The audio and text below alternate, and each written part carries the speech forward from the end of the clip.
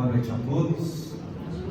Que essa luz de paz, de harmonia, essa energia do Cristo, ela esteja presente em cada um de nós em mais um domingo abençoado. Aqueles que vêm primeira vez à casa, sejam muito bem-vindos, que possam ser acolhidos pela espiritualidade, que possamos fazer uma reflexão em torno dos ensinamentos da doutrina espírita. E o tema de hoje, a missão do homem inteligente na Terra. Essa é uma passagem que está no capítulo 7, no item 13 do Evangelho segundo o Espiritismo.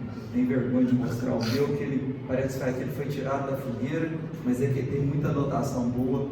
Mas é nesse Evangelho segundo o Espiritismo que a gente consegue encontrar as palavras do Cristo com a luz da doutrina espírita, com a explicação científica, que é essa sede que muitas vezes a nossa alma tem, aquela sede de compreensão do porquê da vida, o que nós estamos fazendo, o porquê dessas dores. E os espíritos, através do espírito Ferdinando, nesse item 13, ele nos traz qual a missão do homem que desenvolve a vida com inteligência.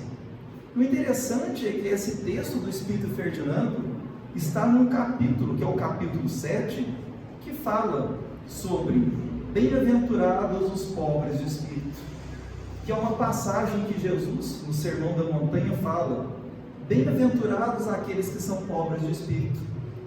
E o Evangelho segundo o Espiritismo já nos explica o que é ser pobre de espírito.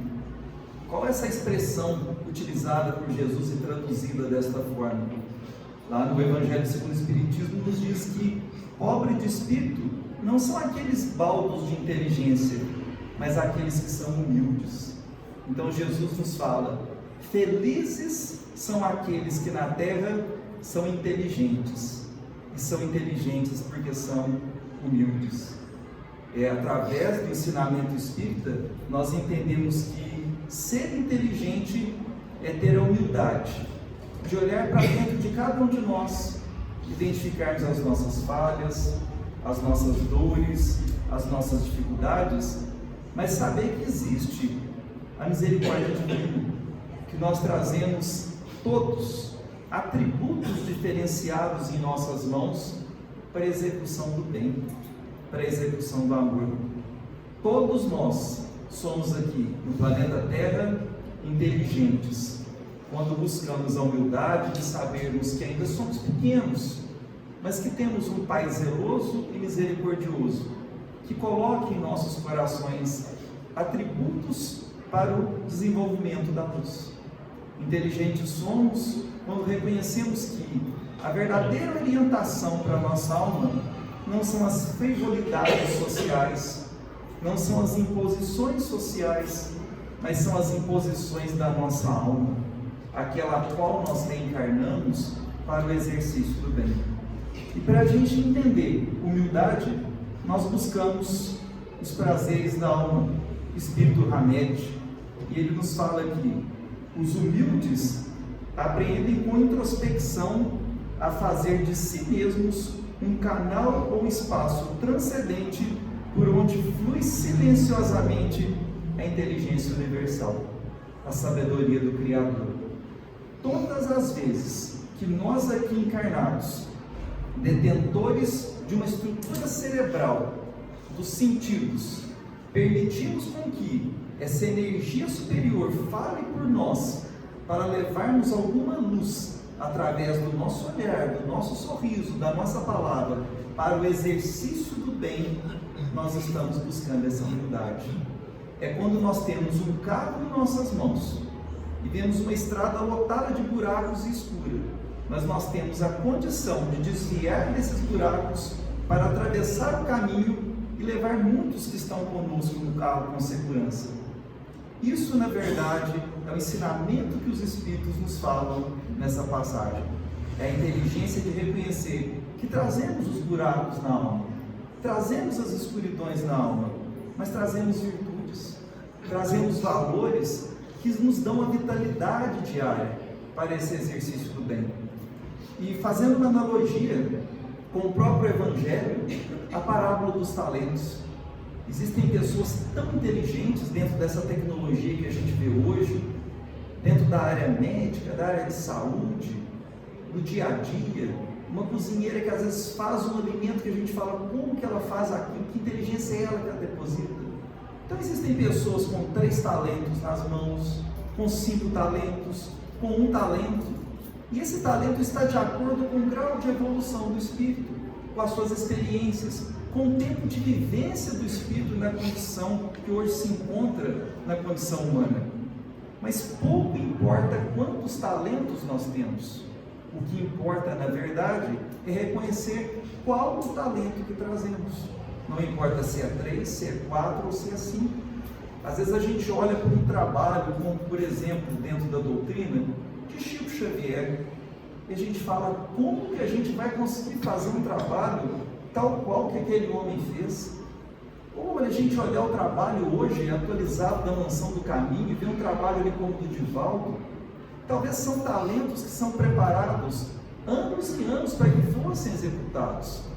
Mas a gente deve olhar o nosso trabalho. Ele é menor, mas ele é grandioso de acordo com a evolução do nosso espírito. Aquilo que nós conseguimos fazer enquanto aqui na Terra para o aprimoramento do amor. Então, a gente quando consegue vencer os nossos medos, as nossas sombras, como o Espírito Hamed muito bem fala, e consegue reconhecer como filho do Criador e colocado na Terra, não para um parque de diversões, mas para a execução do bem, nós vamos nos tornando inteligentes, nós vamos nos esclarecendo, nós vamos matando as nossas sedes, quando nós também vamos alimentando aqueles que estão ao nosso lado. E a gente pode concluir então que inteligência é a consciência das nossas aptidões. Doutrina espírita não é disputa, não é quem faz mais caridade, não é quem participa mais no centro, não é quem corre atrás das coisas de maneira nenhuma. Doutrina espírita é consciência de qual é o nosso papel. Existe trabalhador que está mais voltado para a área mediúnica, existe trabalhador que está mais voltado para a área social, outro mais para a área de comunicação, porque ele traz ali imperfeições que precisam ser trabalhadas hoje no local correto. Então, quando a gente deposita a inteligência de quem eu sou, quais as minhas dificuldades e o que eu preciso fazer na sociedade, na casa espírita, na família, no trabalho, eu vou me tornando inteligente, porque eu vou entendendo o que Deus quer de mim e não o que a sociedade quer de mim. Eu vou me tornando feliz porque eu aceito aquilo que Deus colocou por mim e que está planejado para ser executado. E existe uma parte na doutrina espírita mais filosófica que é encantadora. Esse autor, Leon Denis. O livro dele a gente gasta às vezes mais tempo para ler, porque uma frase dele dá horas de reflexão. E no seu livro, O Problema do Ser, do Destino e da Dor, ele fala que o sentimento do dever tem se enfraquecido na consciência popular, a tal ponto que muitos homens já não sabem aonde está o dever. A lei da força cega domina mais do que nunca. Olha que expressão que ele usa, a lei da força cega. O que eu tenho que fazer na minha vida? Bem, eu tenho que ver o que o pessoal está fazendo de fora para eu fazer igual. Eu vou seguir a profissão X porque todo mundo está seguindo, eu vou frequentar tal situação porque todo mundo está indo, eu vou buscar algumas coisas na minha vida, mas que não são as minhas sedes, que são as sedes do outro. Eu vou fazer o que o meu irmão faz porque ele está fazendo, eu vou fazer aquilo que meu amigo pede porque é o que ele está querendo, mas essa é a minha verdadeira sede. Aquilo que eu tenho que desenvolver na Terra tem que ser consultado comigo. É aquilo que Deus planejou para cada um de nós e que intuitivamente nós trazemos na alma, que fala dentro de nós.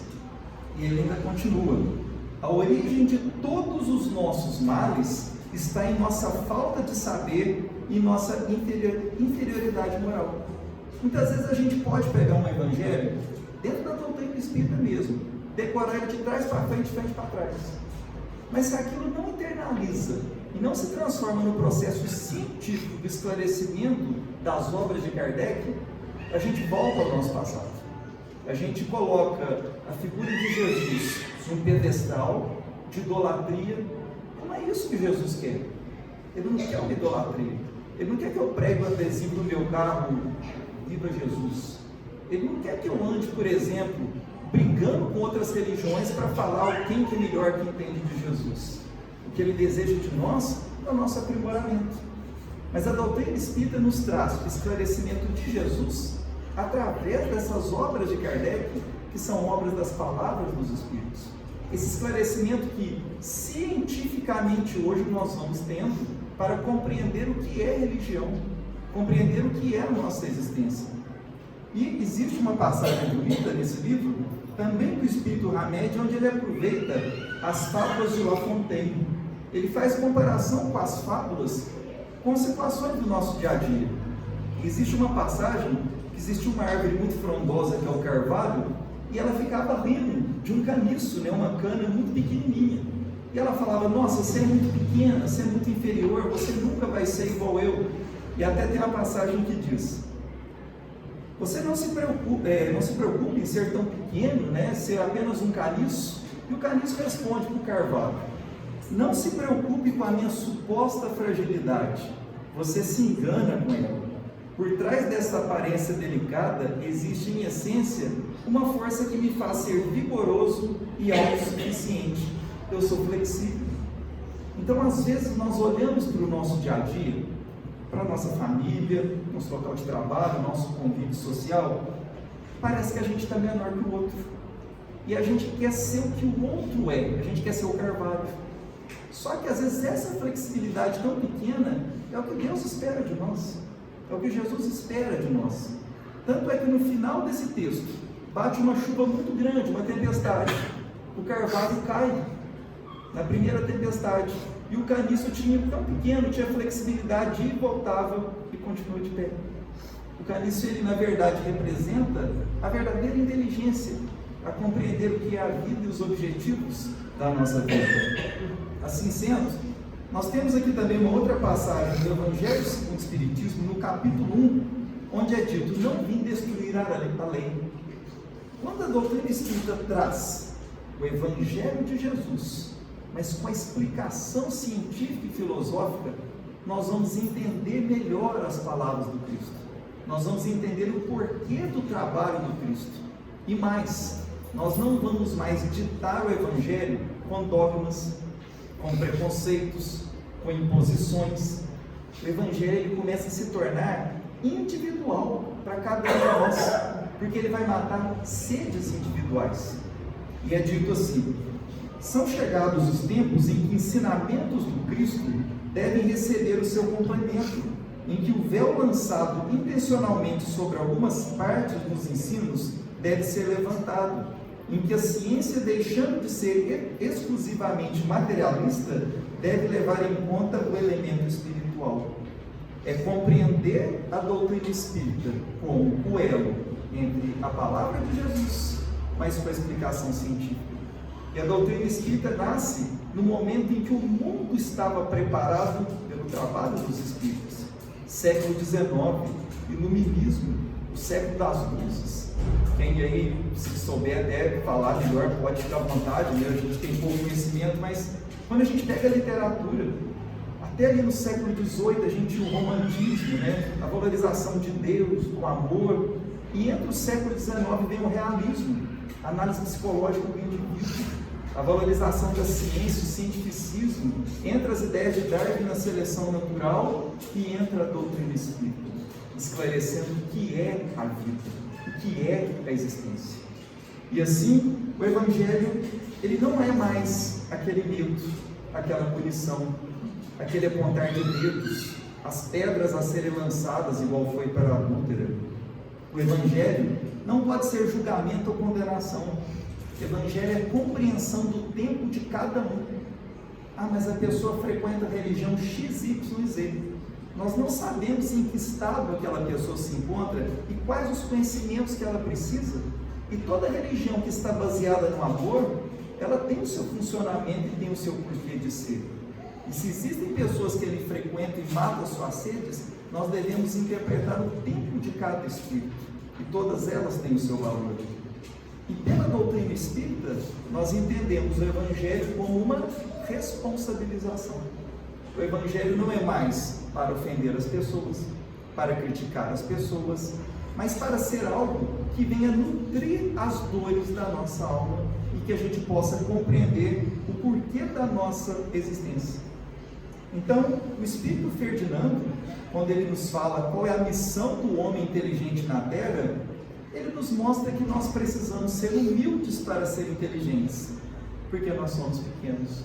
Se nós, pela doutrina espírita, começamos a compreender o porquê das nossas dores, das nossas dificuldades que estão lá no passado, mas que mesmo diante de tantas imperfeições, nós temos ferramentas em nossas mãos para o exercício do bem, ele nos mostra que é necessária a humildade. É necessário o Rodrigo pensar e falar assim: eu tenho dificuldade em determinada área, eu erro ainda com determinada pessoa, eu tenho um comportamento errôneo ali na família, eu estou naquele trabalho, não é por acaso.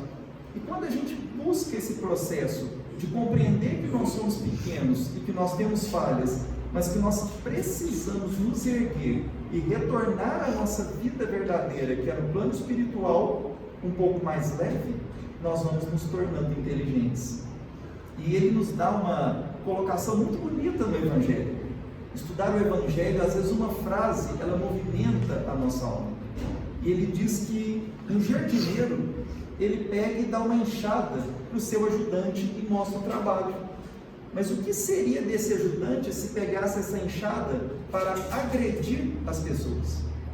A gente traz isso para o nosso dia a dia. Todos nós somos detentores de razão, todos nós somos conscientes, nós temos livre-arbítrio, mas a gente tem a condição de entender as coisas, porque nós já estamos na condição humana. Mas o que seria de nós se nós entendêssemos que o jardineiro é Deus e que a enxada que Ele nos fornece é o nosso corpo e as nossas habilidades e as nossas faculdades, que são utilizadas para menosprezar aqueles que estão ao nosso lado, para ofender aqueles que estão ao nosso lado? E pelo contrário, a enxada nos é dada, mesmo ainda com as mãos imperfeitas, mas para fazer o germinar correto de valores, de coisas boas do nosso mundo. E o próprio livro dos Espíritos nos mostra que a inteligência é um atributo do Espírito. Ou seja, a inteligência é uma qualidade que o Espírito vai angariando cada vez mais, principalmente através do estudo. Mas qual estudo? Aquele que a gente vai sentar ali na casa espírita? Também, mas é o estudo diário, é aquele estudo das nossas 24 horas, é aquela leitura que a gente vem compreender o porquê daquela nossa dor, é quando a gente busca ensinamento e não joga na vida do outro, mas joga em nós. É quando a gente vê o outro passando por uma dor, mas a gente fecha um pouco a nossa palavra, principalmente ficar ensinando as coisas, porque às vezes a gente não está ensinando nem para a gente, mas é buscar aonde que eu estou errando, aonde que eu estou falhando e quais são as necessidades que eu tenho aqui, enquanto encarnado. E na questão 585 nos mostra que os minerais, eles têm uma força de atração entre eles. A energia de Deus já se passa por tudo e por todos. E quando a gente entra ali na condição do reino vegetal, os vegetais já apresentam uma vitalidade. Eles não têm consciência, mas eles têm vitalidade. Tanto é que aqui está escuro, aqui tem luz. A planta, por uma ação hormonal, não é consciência, mas é ação hormonal, ela se desloca em direção à luz. Ela não é consciente, mas existe ali uma força que a ciência ainda pouco conhece, mas que a doutrina espírita nos fala através da vitalidade, e que a ciência nos explica que é hormônio. Quando a gente vai julgando a compreensão dos dois lados, a gente começa a compreender melhor o funcionamento. E os animais, além dessa vitalidade, começam a ter instintos. Eles sabem que tem que reproduzir, que tem que alimentar, que tem que se defender. E quando chegamos na condição humana, nós angariamos, além dessa vitalidade, além do instinto, uma inteligência especial. A gente vai desenvolver um arcabouço do sistema nervoso, através dos nossos sentidos, vamos ter percepções, vamos ter condição de absorver conhecimentos, mas para que isso? Para que o conhecimento? Para que essas habilidades? De maneira nenhuma para menosprezar o outro, mas para compreender quais são as dores que nós ainda carregamos. Então Kardec nos coloca na nota da questão 585 que a inteligência especial que o ser humano traz serve para ter consciência do futuro, percepção das coisas extramateriais e o conhecimento de Deus. Então, quando nós nos deparamos com tantas situações no nosso dia a dia e nós nos perguntamos, precisamos ser humildes diante dessa situação, nós estamos sendo inteligentes. Quando a gente vê uma situação em que a gente leva primeiro, o que isso vai refletir no meu futuro? Não agora, mas nas minhas próximas encarnações. Eu começo a ser humilde e começo a frear um pouco as minhas ações. Isso é a missão do homem inteligente na Terra. A gente poderia ainda estar findado, como o nosso mundo ainda está, que é um mundo de provas e expiações, no ódio, na selvageria, muitas vezes, nos duelos. Mas quando a gente começa a ter a consciência que nós não somos apenas um agora, mas um amanhã que vai ser o reflexo do hoje, a gente começa a desenvolver essa inteligência. Quando a gente tem uma percepção que nós não trabalhamos sozinhos. Eu posso estar aqui tentando ler alguma coisa, tentando transferir uma mensagem que é óbvio que não é minha, que eu não tenho a mínima condição para isso, mas possivelmente vai ter alguém aqui atrás, extramaterial, que está nos apoiando, diante da sintonia que for possível, e sabendo que tudo vem de Deus e tudo se propõe a Deus. E no Evangelho segundo o Espiritismo, ainda no capítulo 3, existe uma passagem que nos chama ainda mais atenção, que é dito que os espíritos em expiação, ou seja, muitos de nós aqui na Terra, que é um mundo de provas e expiações, são exóticos na Terra, ou seja, vieram de outros planetas. Já viveram em outros mundos, onde foram excluídos em consequência de sua obstinação no mal e por se haverem constituído em tais mundos causa de perturbação para os bons. Então, às vezes a gente traz uma inteligência que a gente sabe que a gente tem, e a gente desenvolve aquilo bem. Aquilo já começa a desenvolver o orgulho e a vaidade. Mas quando você vai pelo estudo do livro dos Espíritos, do Evangelho, da Gênese, do céu e inferno, você fala, será que eu já estive aonde no meu passado? Será que esse recurso que eu conquistei, ele foi usado de forma errônea e agora precisa ser usado de uma forma mais sublime no planeta Terra? Eu posso rebaixar aquela pessoa que não sabe esse recurso? Não. Ela agora precisa ser utilizada com amor. Então, um exemplo que a gente pode ter, imagina que nós temos uma sala de aula, e chegou o final do ano, os professores ensinaram, colocaram exercícios, fizeram as provas, e um aluno reprovou. Todos os outros passaram para a série da frente, mas esse aluno reprovou.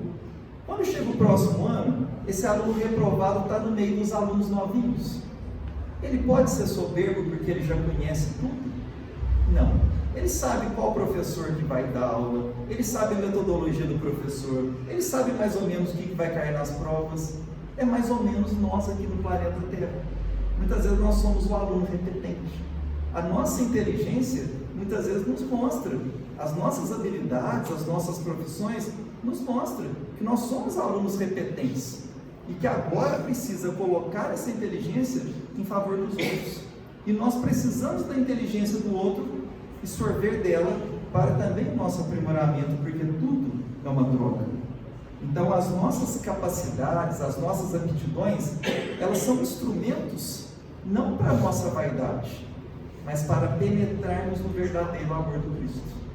A gente vai recebendo ferramentas, vamos angariando ferramentas, inteligências, capacidades, não para ser melhor que o outro, não para achar que vai subir num plano espiritual 3 andares na frente do outro, mas é para a gente compreender o que é o amor. Deus nos coloca a inteligência e a sabedoria para compreendermos o que nós já fizemos de errado no passado intuitivamente e que agora nós precisamos remodelar. Nossa, eu tenho uma faculdade de usar a fala, eu vou usar essa fala aqui na casa espírita, mas eu posso também no livre-arbítrio usar essa fala no lugar errado, como talvez já aconteceu numa encarnação passada. Então, quando a gente precisa vencer obstáculos, vencer dificuldades no mundo de provas e expiações, para desenvolver alguma coisa de bom, é porque talvez no nosso passado nós já fizemos errado com esse recurso. Então, dentro das palavras do Espírito Ferdinando, ele fala: não vos ensoberbais do que sabeis, porquanto esse saber tem limites muito estreitos no mundo em que habitais. A gente não sabe disso. A gente está num mundo de prova e expiação. Existem mundos regeneradores e mundos felizes. Nós ainda sabemos muito pouco do que é a vida. Nós ainda estamos na educação infantil do processo. Então nós não podemos ser soberbos porque nós sabemos ainda muito pouco. E principalmente devemos o respeito às demais religiões, porque trabalham com vários outros espíritos que também têm as suas necessidades. E ele continua: se Deus em seus desígnios vos faz nascer no meio onde pudeste desenvolver a vossa inteligência, é que quer que a utilizeis para o bem de todos. É uma missão que vos dá. Então é a inteligência para o aprendizado do amor. E essa soberba muitas vezes é quando nós olhamos apenas para nós e nos fechamos nas nossas sombras. E o Espírito Miramês, no seu livro Filosofia Espírita, ele fala que todos nós, na condição humana, somos dotados de razão. E ele diz: o homem dotado de razão trabalha consciente e inconsciente para despertar as suas qualidades angélicas, adquirindo por evolução o que chamamos de intuição. Quando a gente consegue, aos pouquinhos, buscar essa voz divina dentro de nós, que nos fala: isso está errado, ou isso está certo, nós estamos buscando esse caminho consciencial. Nós estamos sendo inteligentes na nossa missão na Terra. Então as nossas ações, elas precisam ser conscientes. É difícil ainda na nossa condição, mas é necessário. Existe uma passagem, um conto muito bonitinho, que é um senhor, ele tinha um barco, e esse barco estava todo desbotado. Ele contrata um pintor e fala: olha, eu queria que você fizesse uma pintura no barco, mas eu vou viajar, então eu já vou deixar o pagamento da pintura do barco para você. E foi viajar. O pintor chega, vê o barco, começa a fazer a pintura e viu que o barco tinha um buraco. E aquilo poderia ser perigoso. Então ele conserta aquele buraco, faz a pintura, deixa o barco guardado e vai embora, porque o pedinte que tinha feito o serviço tinha viajado e ele já tinha sido pago. Quando o dono do barco volta e olha para o rio, ele vê um barco pintado, com as crianças andando nele lá no rio, e ele se apavora. O barco está pintado, mas esse barco tem um furo, as crianças vão se afogar. E ele chama, correndo as crianças para que elas voltem, gritando, e as crianças voltam seguras. E ele olha que aquele buraco não existia, e que mesmo ele não pedindo, ele conseguiu tirar ali, na verdade, um grande ensinamento. Aquele homem fez por devoção e por amor, e por nada tinha cobrado. Então, inteligência é quando nós temos oportunidades em nossas mãos e tapamos vários buracos na nossa existência. É quando lá na nossa família o bicho está pegando, o fogo está pegando, e a gente vai ali e tampa um buraco no maior silêncio. Difícil, né? Mas necessário. É quando lá no nosso trabalho está tendo alguma certa situação difícil e a gente vai por trás no silêncio, tampa aquele buraco para as coisas amenizarem e a gente se retira da vaidade. A gente não tem que dar lição de doutrina espírita para ninguém, muito menos de evangelho. Isso é interior. É quando a gente consegue operar o bem no nosso mundo sem precisar nos colocar em cena. É aquela passagem do Espírito Meilei, que o homem inaugura um castelo, mas esqueceu de fazer a luz elétrica e o castelo ficou escuro. E passa um homem escondido e faz a tomada lá dentro e a luz se faz no castelo. Todo mundo ficou observando o castelo, mas ninguém viu quem era o homem. Só ficou sabendo que o nome dele era humildade. Então o verdadeiro inteligente na Terra é aquele que é humilde. E Hamed nos fala, né, que modela e forma as nossas sombras tudo aquilo que nós não admitimos ser. E a doutrina espírita nos pede ao contrário, que possamos admitir quem realmente nós somos, as nossas fraquezas, as nossas dificuldades. Por isso que casa espírita não tem representante político, não tem representante diante de um, não tem hierarquia, não tem um melhor que o outro, porque estamos todos no mesmo barco cada um com as suas dores, cada um com as suas imperfeições. E é isso que é bonito, porque não existe perfeição. A gente está aqui para quê? Para buscar ser melhor, para tampar os nossos buracos e tampar esses buracos que vão aparecendo no nosso dia a dia. E só um pontinho para a gente terminar, que está em cima do tempo. No livro Tormentos da Obsessão, Manuel Filomeno de Miranda, puxado esse livro, lembro que quando eu li ele foi muito impressionante. Existe um capítulo que fala sobre o Evaldo. O Evaldo, no plano espiritual, ele fez um mau uso da palavra. É mais ou menos um puxão de orelha para quem fica aqui na exposição espírita, para quem faz palestra. O Evaldo foi preparado novamente no seu cordão vocal para voltar no meio espírita. Nasceu no berço espírita, orientado por uma mãe muito zelosa, participou da juventude espírita, iria ser palestrante e iria levar a luz aonde quer que fosse. Só que ele tinha vergonha, quando encarnou, de falar que era espírita. Ele tinha vergonha de falar que frequentava a casa espírita. E quando ele se forma um bom advogado, ele recebe várias propostas, porque ele falava muito bem. E ele foi o canal necessário para que ele encontrasse a esconder as sombras da sua alma através dos valores materiais. Ele se transforma num grande político e começa a desviar tudo que é verbo. E é nesse ponto que ele retorna ao plano espiritual numa condição que chama muita atenção. Preso e fechado num casulo. Ele se fechou dentro de si mesmo, pelo remorso e pela dor. Uma vida toda julgada fora, dentro das múltiplas oportunidades. E era necessário uma cirurgia no plano espiritual para abrir aquele casulo e permitir que aquele espírito voltasse novamente à consciência para retornar à sua atividade, ao seu progresso. Então, que nós possamos entender que as nossas dores não são castigo de Deus. Não existe um Deus nervoso com a gente lá em cima. Existe uma energia que coordena o universo, um ser superior que nos coordena e que não quer nos castigar. Ele quer apenas nos mostrar por que nós temos as dores. Por que elas estão falando aqui na nossa alma? E não é para a gente ficar triste, achando que a gente está mais baixo que o outro, que a gente é inferior que o outro, que a gente sabe menos que o outro. Inteligência não é profissão, nem condição social e muito menos política.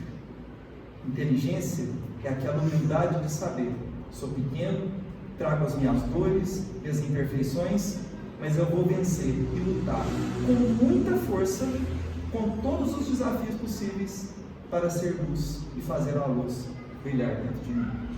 E que assim nós possamos compreender o grande valor que nós temos em nossas mãos. Somos grandes missionários de nós mesmos. Temos agora a oportunidade abençoada de fazer essa inteligência brotar em nossos corações e tampar os buracos e as dores que estão aí surgindo pelo mundo. Que Jesus nos abençoe e nos dê a sua paz.